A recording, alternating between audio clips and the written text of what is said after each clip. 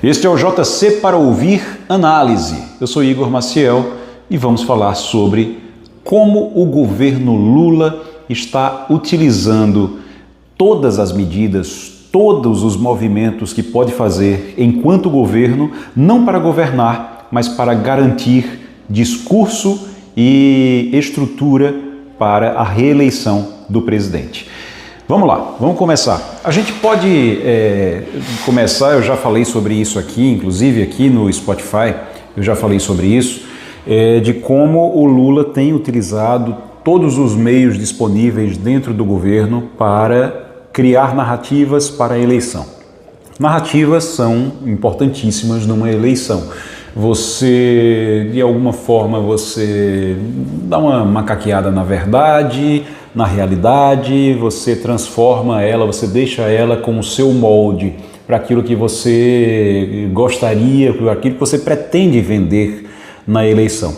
E é isso que está acontecendo. Eu já falei aqui sobre as narrativas do Lula, os 3 pontos principais que o Lula tem utilizado para a construção dessa narrativa. Primeiro, aqui ele é o representante do povo. Segundo, que o Congresso Nacional e a Faria Lima, né, os poderosos da Faria Lima, os investidores, o mercado, esses são os inimigos, junto com o Congresso Nacional. Ele tenta aumentar taxa para os ricos e dar dinheiro para os pobres e o Congresso Nacional não permite, ou seja, o Congresso, a Câmara dos Deputados principalmente, é o inimigo neste momento. E no meio disso tudo, ele ainda tenta mostrar vigor físico. Então todo o vídeo dele ele está dando uma corridinha, subindo uma escada em velocidade, ali mostrando que está com força, que está cheio de músculos para 2026. Então essa tem sido a parte, digamos, de narrativa, né? A parte verbal da história. Só que aí tem também a questão do uso do dinheiro, do uso da máquina. Como é que você usa a máquina? Você utiliza a máquina usando a sua influência e o dinheiro que está dentro dessa influência para reforçar essas narrativas. A narrativa de que o Congresso Nacional é o inimigo, a narrativa de que o Lula está forte, a narrativa de que o Lula é o representante do povo e quer melhorar a vida dos mais pobres. Todas essas narrativas elas são reforçadas pela estrutura da máquina. E a gente está vendo aí pelo menos 3 exemplos dessa estrutura da máquina sendo utilizada. Eu falei aqui das 3 narrativas no episódio anterior, né? Agora, os 3 exemplos de uso da máquina para reforçar essas narrativas. Vamos lá. Primeiro, Guilherme Boulos. Guilherme Boulos é o representante, é a pessoa que está ali dentro do governo, que foi colocada agora na Secretaria-Geral da Presidência, exatamente para reforçar a aproximação de Lula com os movimentos sociais. Movimentos sociais que fortalecem a ideia do Lula como representante do povo. E quem é o Guilherme Boulos? É importante a gente falar sobre isso. Guilherme Boulos é um deputado federal que teve mais de 1 milhão de votos, na última eleição para deputado federal. Foi o deputado mais bem votado de São Paulo, o maior número de votos em São Paulo, vencendo Carla Zambelli na época, Eduardo Bolsonaro, todo mundo. Ele teve mais votos do que todos esses candidatos.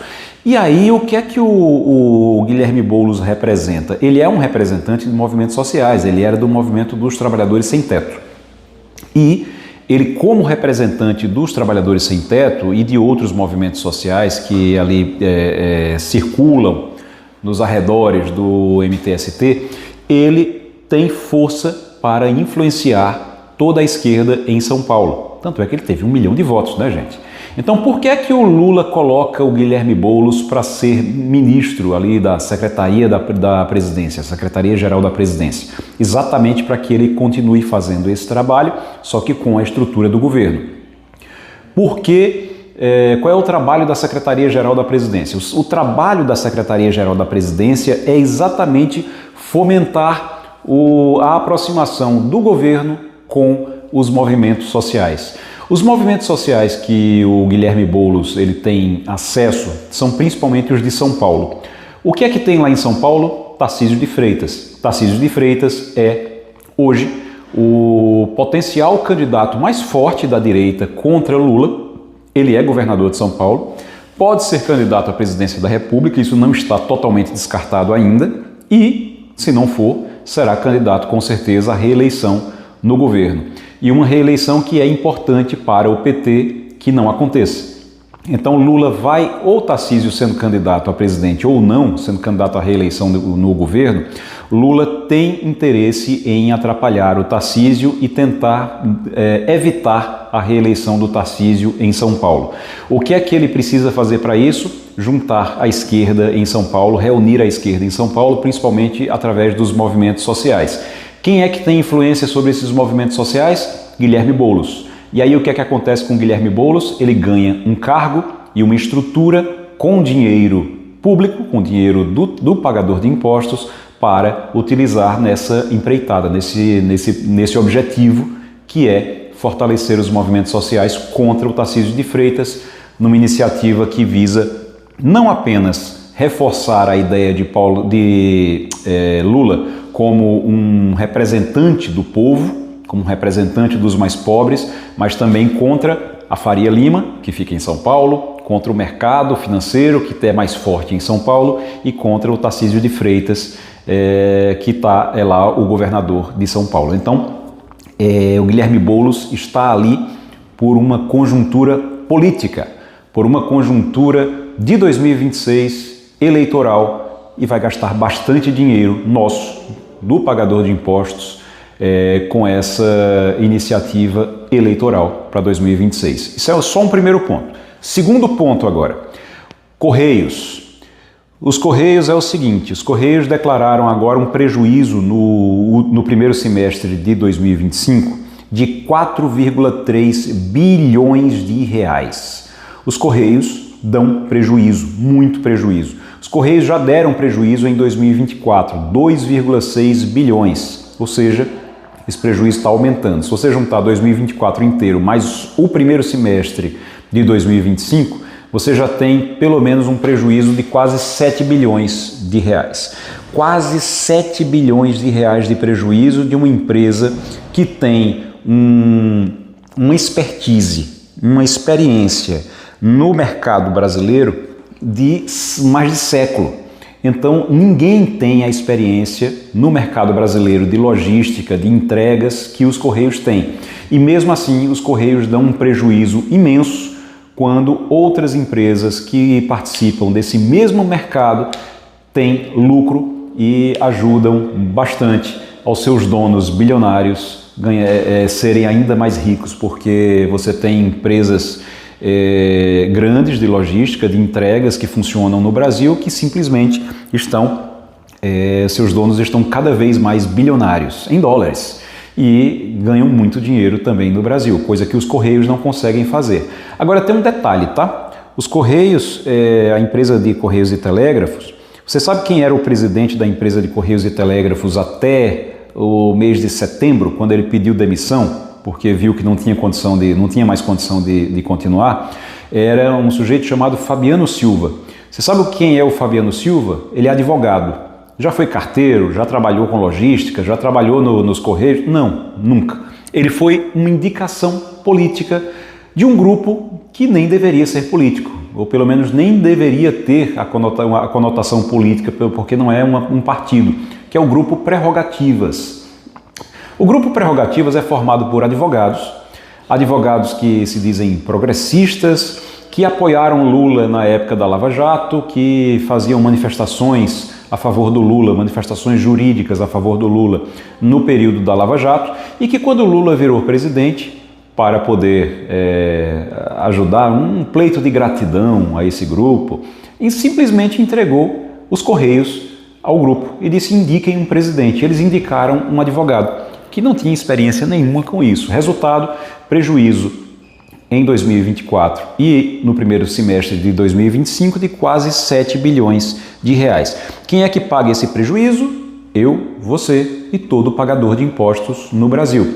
Por que é que o Lula fez isso? Porque precisava garantir o apoio desse grupo Prerrogativas, que é um grupo de advogados, mas que tem conotação totalmente política, e eles são ligados a partidos de esquerda também. Os advogados individualmente são ligados a partidos de esquerda também.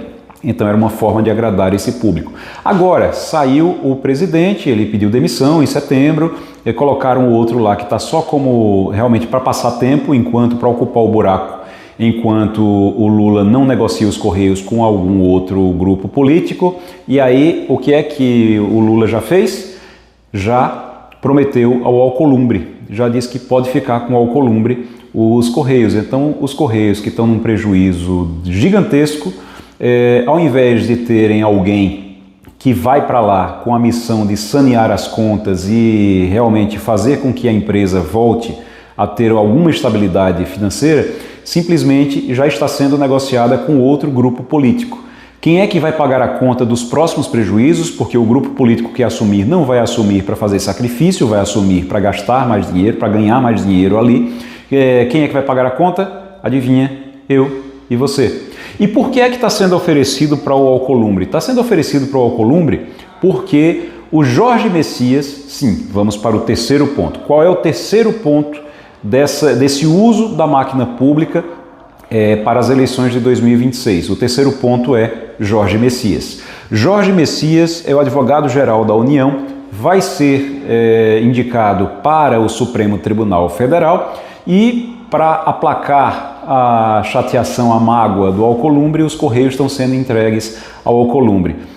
Isso é uma das coisas, né, que vai acontecer, entre outras que também estão para acontecer, para poder satisfazer Davi Alcolumbre. E por quê? Porque o Davi Alcolumbre queria que fosse o Rodrigo Pacheco. Então, o Lula resolveu que vai indicar o Jorge Messias. E por que ele vai indicar o Jorge Messias? Porque existe uma pressão interna do PT e de outros partidos de esquerda para que o indicado no STF seja o Jorge Messias. E aí o Lula vai indicá-lo para o Supremo Tribunal Federal. Para vocês verem, então, nós temos